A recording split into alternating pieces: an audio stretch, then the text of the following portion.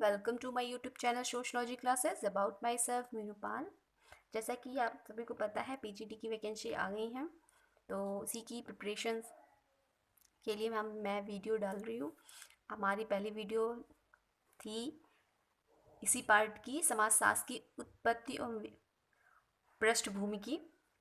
तो वो वीडियो आप प्लेलिस्ट में जाके चेक करके उसे अच्छे से देख सकते हैं। ये है मेरी दूसरी वीडियो है इसी से रिलेटेड। आई होप आपके लिए हेल्पफुल रहेगी। उस वीडियो में मैंने जो बताया था उससे आगे का चैप्टर मैं इस वीडियो के थ्रू कवर करूँगी। तो चलिए टाइम बिना गवाए वीडियो स्टार्ट करते हैं। अभी तक हमने उस पढ़ा था कि समाजशास्त्र का जो विकास उत्पत्ति हुई थी, पृष्ठभूमि हुई थी, किस कारण समाजशास्त्र की उत्पत्ति हुई। तो उस वीडियो में मैंने बताया था।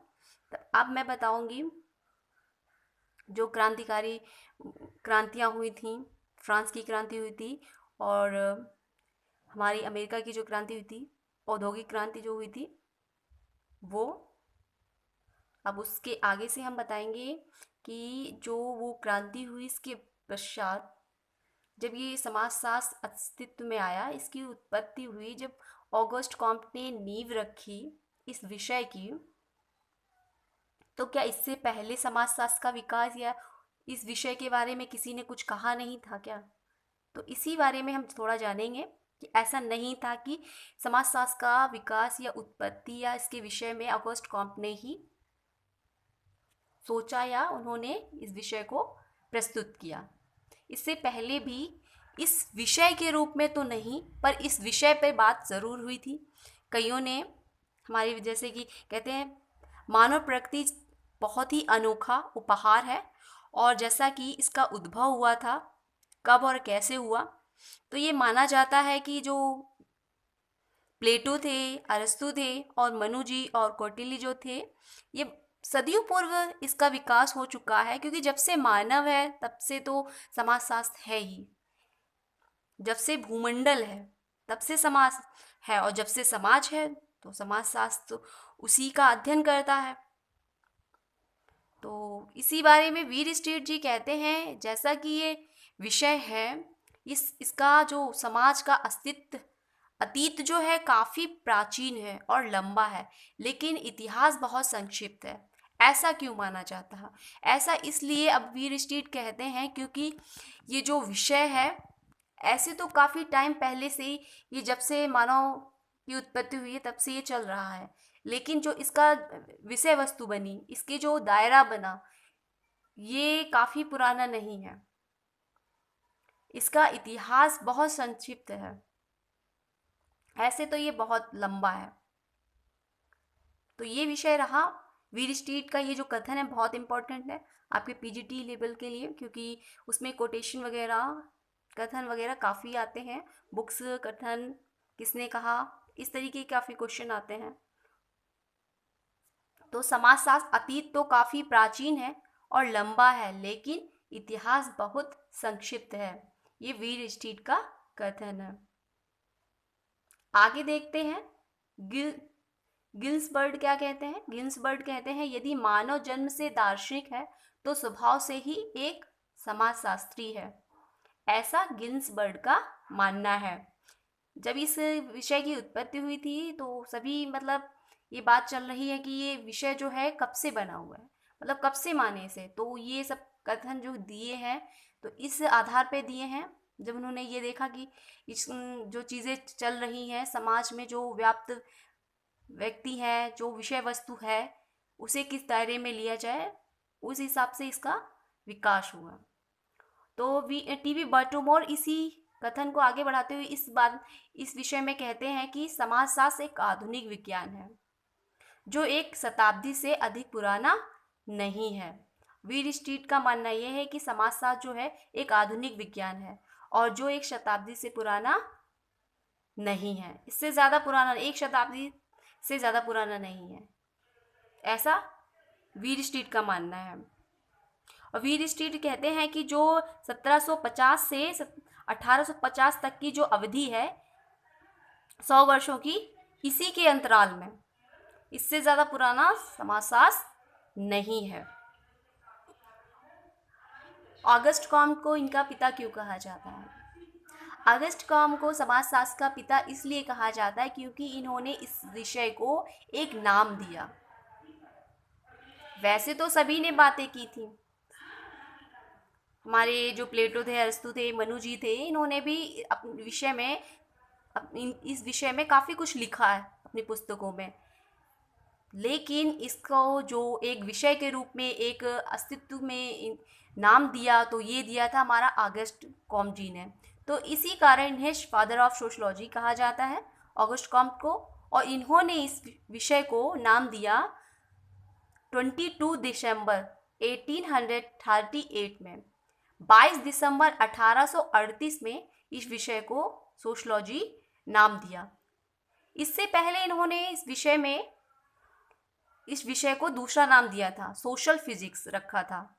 लेकिन एक जो वैज्ञानिक थे हमारे, उन्होंने एडोल्फ क्वेटलेन ने इस विषय को या इस नाम को, सोशल फिजिक्स नाम को चुरा लिया या ले लिया और अपने जो एक एशे लिखा था उसमें उन्होंने प्रकाशित कर दिया, an essay in social physics नाम से।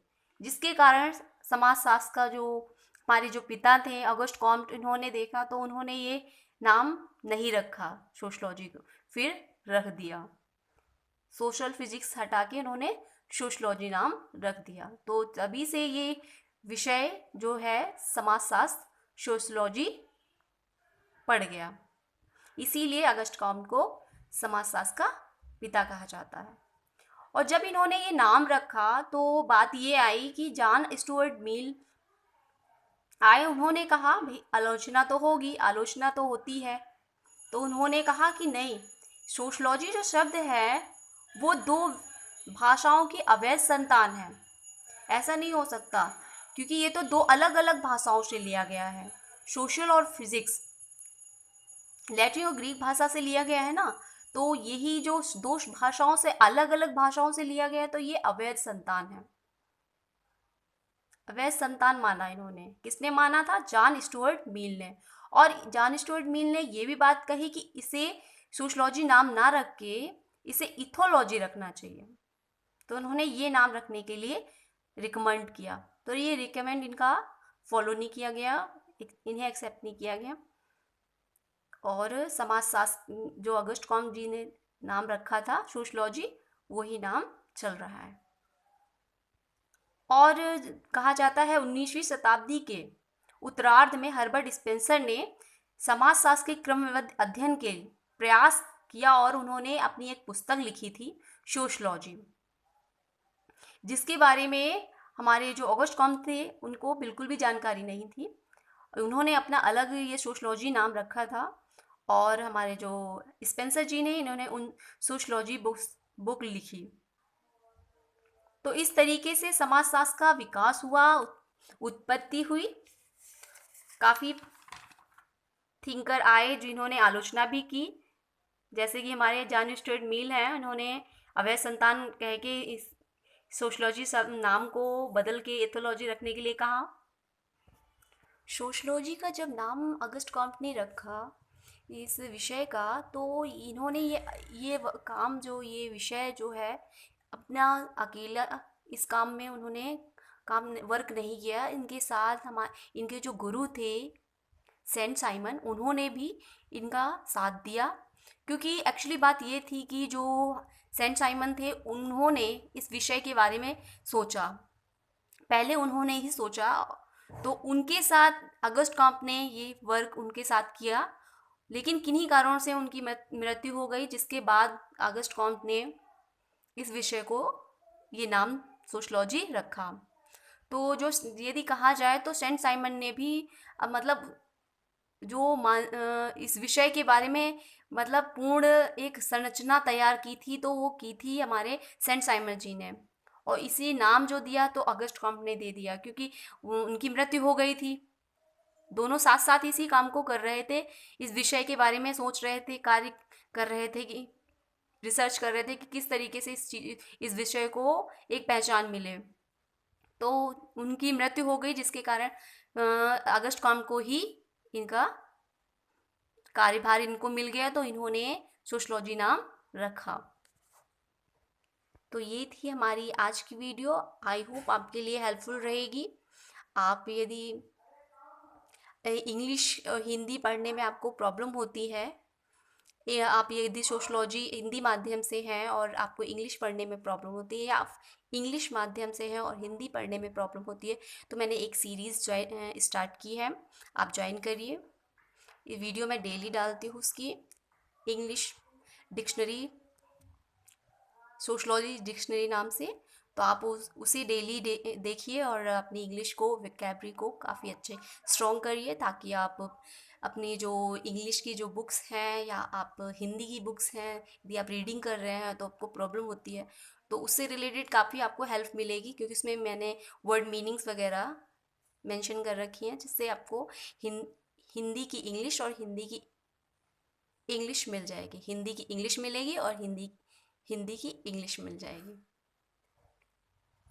इंग्लिश की हिंदी मिल जाएगी। तो आई होप आपके लिए वो वीडियो भी काफ़ी हेल्पफुल रहेगी, क्योंकि आपको हायर एजुकेशन में अपने को प्रूफ करना है, तो इसके लिए आपको दोनों ही सब जो लैंग्वेज है कैरी करनी होगी। आई होप आपको ये वीडियो अच्छी लगे। यदि कोई क्वेरी हो तो कमेंट बॉक्स में मेंशन करिएगा, ज़रूर हम बताएंगे। और वीडियो अच्छी लगे तो लाइक शेयर कमेंट करिएगा। नेक्स्ट वीडियो में फिर मिलते हैं। Thanks for watch.